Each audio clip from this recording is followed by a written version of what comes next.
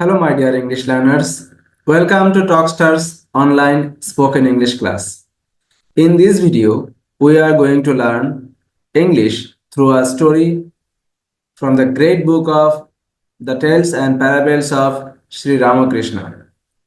Let's get started. The name of the story is Such is the Pride That Money Begets. It's a very small story and very easy. You can learn and remember. And after reading the story minimum 5 times, you should tell me the story in our next class. Okay, we have online Zoom meeting class. You can join that class. Okay, let's start. A frog had a rupee. A frog had a rupee, which which means that rupee he kept in his hole. One day, an elephant was going over the hole, and the frog, coming out in a fit of anger, raised his foot as if to kick the elephant and said, "How dare you walk over my head?" So, can you imagine a small frog who lives in a small hole? He had a rupee. Rupee means money, Indian rupee, I think you know that.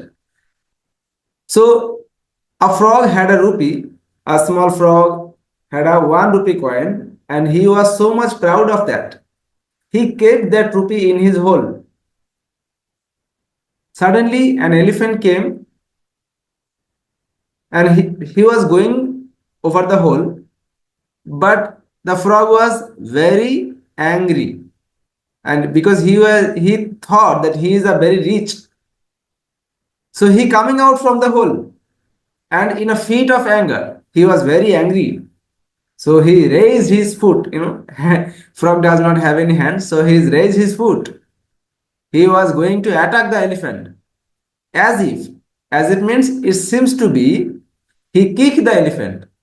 That means in fit of anger, the frog was ready to kick the elephant. Can you imagine? A small frog is ready to kick the big elephant. Why? Just because he is thinking that he is very rich.